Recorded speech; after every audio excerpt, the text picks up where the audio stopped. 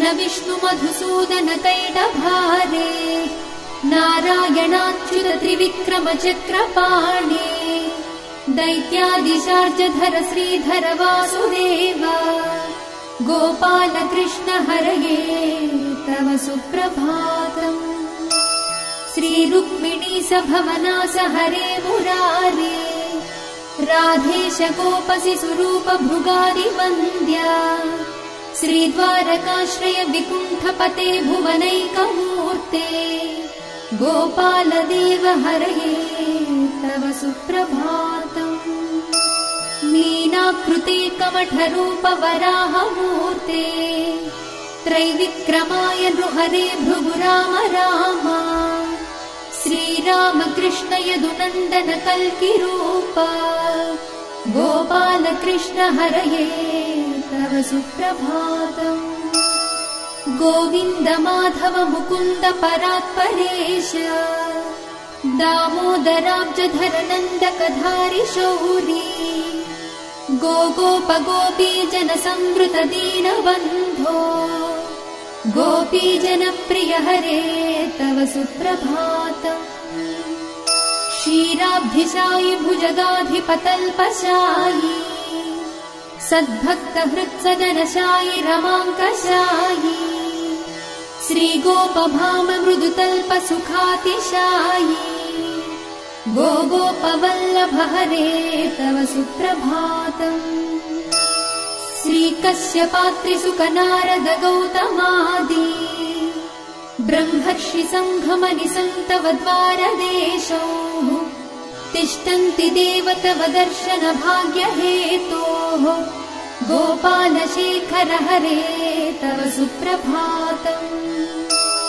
मन्दार जाजि तुलसीदल मल्लिकाद्यैः माल्यानि अञ्जलि पुटे समुदाहरन्ति तिष्ठन्ति त्वद्भवन द्वारतले मुनीन्द्राः राधा मनोहर हरे तव सुप्रभातम्।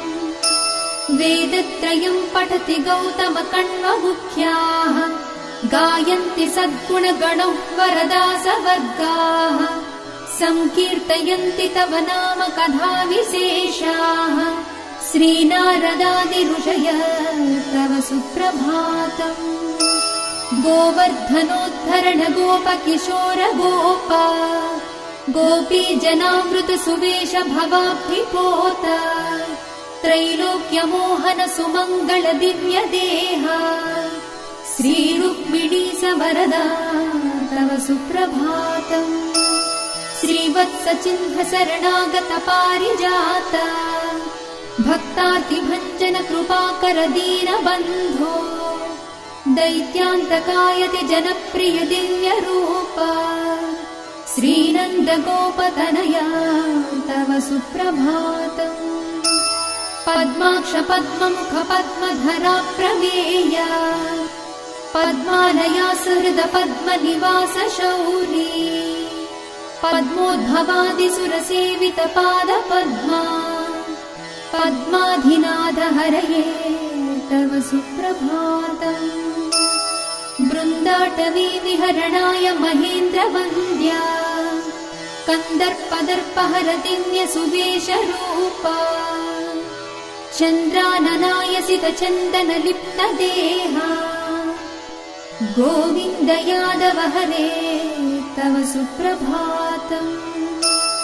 श्रीनन्दनन्दन यशोद कुमार धीरा हय्यङ्गवीनदधिचोर सुपुष्पहारा नीलाम्बुदाभसु शरीर रमा विहारा गोपाल देव हरये तव सुप्रभातम्।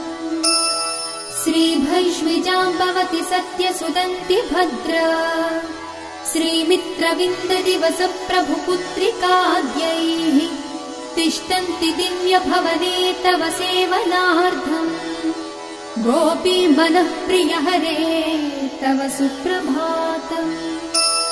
श्रीकृष्ण अच्युत अनन्त मुकुन्द शौरी राधा मनोहर जनार्दन चक्रपाणे नामानि दिव्यमुनयोर्न निसंवदन्ति ब्राह्मी मुहूर्त समये तव सुप्रभातम्।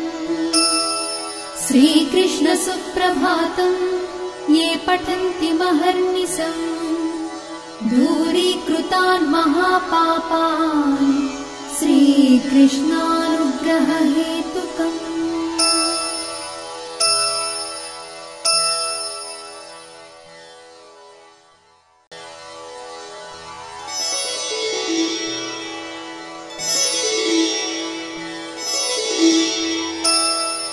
श्रीकृष्ण विष्णु मधुसूदन कैटभारे नारायणाच्युत त्रिविक्रम चक्रपाणे दैत्यादिशा